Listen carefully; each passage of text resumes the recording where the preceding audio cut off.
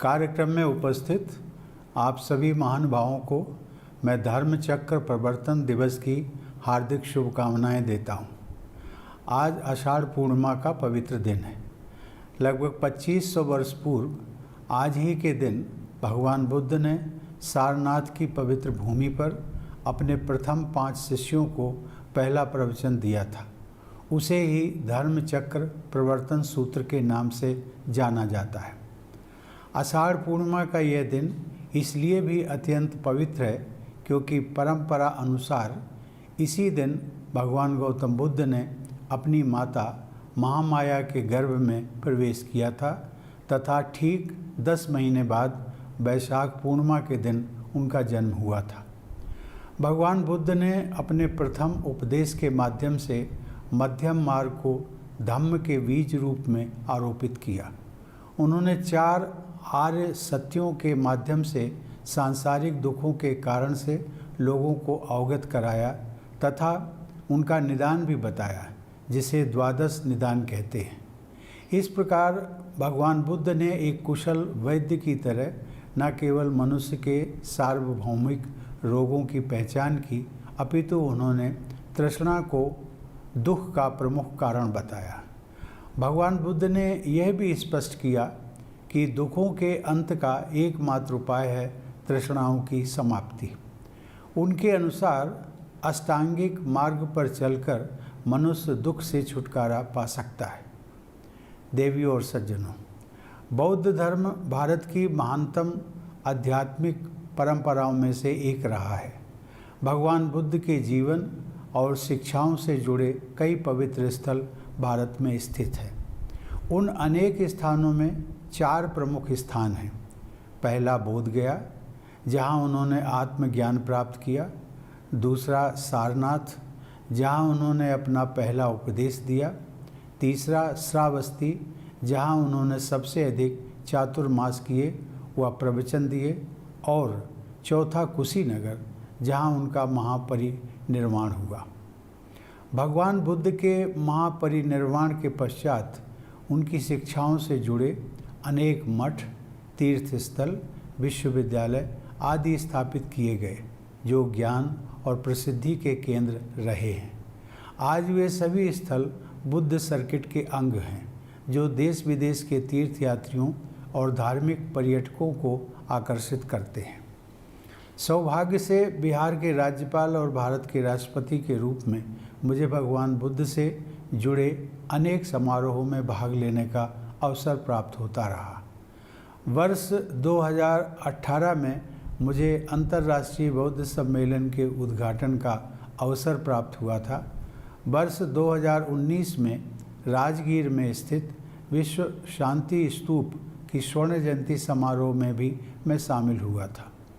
देवियों और सज्जनों, भारत में विद्यमान विश्व के प्राचीनतम गणराज्यों में लोगों को शिक्षा देने वाले भगवान बुद्ध की स्मृति में निर्मित सांची स्तूप की बनावट राष्ट्रपति भवन की पहचान है, क्योंकि राष्ट्रपति भवन के गुंबद की बनावट सांची स्तूप पर ही आधारित है। आधुनिक युग में भी राष्ट्रपति भवन विश्व के सबसे बड़े लोकतंत्र भारत का सबसे महत्वपूर्ण भवन है। जिस पीपल के पेड़ के नीचे समाधिस्थ होकर सिद्धार्थ गौतम ने बुद्धत्व प्राप्त किया था, उसका एक छोटा सा पौधा मंगवाकर नवंबर 2017 में राष्ट्रपति भवन के एक बगीचे में मैंने लगाया।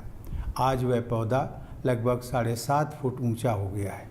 उसके बाद सन 2021 में मैंने राष्ट्रपति भवन परिसर के एक उद्यान में उसी पीपल का एक और पौधा लगाया। ये पौधे भगवान बुद्ध की विरासत के साथ जीवंत संबंध के रूप में राष्ट्रपति भवन में विद्यमान रहेंगे। राष्ट्रपति भवन के सबसे प्रमुख कक्ष अर्थात दरबार हाल में राष्ट्रपति की कुर्सी के पीछे भगवान बुद्ध की लगभग 1500 साल पुरानी एक मूर्ति रखी गई है। यह मूर्ति गुप्त काल के दौरान प्रचलित भारतीय यूनानी मूर्ति कला का सुंदर उदाहरण है। भगवान बुद्ध के सिर के चारों ओर निर्मित प्रभामंडल, उनके मुखमंडल की शांति, आँखों में करुणा और हाथ की अभय मुद्रा का सुखद प्रभाव सभी देखने वालों पर पड़ता है। इस प्रकार भौतिक शक्ति तथा सांसारिक वैभव का प्रदर्शन करने के उद्देश्य से निर्मित भवन में अहिंसा, करुणा और शांति का आध्यात्मिक अनुभव होता है। देवी और सज्जनों, हमारे लोकतंत्र पर बौद्ध आदर्शों और प्रतीकों का गहरा प्रभाव रहा है। हमारा राष्ट्रीय प्रतीक चिन्ह सारनाथ के अशोक स्तंभ से लिया गया है, जिसमें धर्म चक्र भी उत्कीर्ण है। लोकसभा के अध्यक्ष की कुर्सी के पीछे धर्म चक्र प्रवर्तनाय सूत्र अंकित है।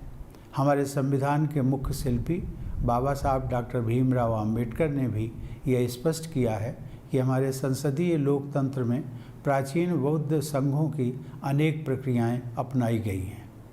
हमारे राष्ट्रपिता महात्मा गांधी भी महाकारुणिक बुद्ध के सार्वभौमिक प्रेम और करुणा के आदर्शों का पालन किया करते थे। भगवान बुद्ध की शिक्षाएं गांधी जी के जीवन और आदर्शों में भी प्रतिबिंबित होती हैं। बौद्ध धर्म का गांधी जी पर ऐसा प्रभाव था कि उन्होंने नम्यो हो रेंगे क्यों मंत्र सीख लिया था और उनके प्रार्थना सत्र इसी मंत्र के साथ शुरू हुआ करते थे। भगवान बुद्ध ने कहा था, नत्थि शांति परम सुखम, जिसका अर्थ है शांति से बड़ा कोई आनंद नहीं है। भगवान बुद्ध के उपदेशों में आंतरिक शांति पर जोर दिया गया है। शांति और विकास एक दूसरे को सुदृढ़ बनाते हैं। आषाढ़ पूर्णिमा के पवित्र दिन इन शिक्षाओं को स्मरण करने का उद्देश्य यही है कि सभी लोग भगवान बुद्ध के उपदेशों के सम्यक अर्थों को अपने चरित्र तथा मन में डालें तथा विश्व की समस्त बुराइयों और असमानताओं को दूर कर शांति एवं करुणा से युक्त एक संवेदनशील विश्व का निर्माण करें। आइए आज धर्म चक्र प्रवर्तन दिवस के पावन अवसर पर हम सब भगवान बुद्ध के धम्म को अपने जीवन में अपनाने का संकल्प लें। धन्यवाद। जय हिंद।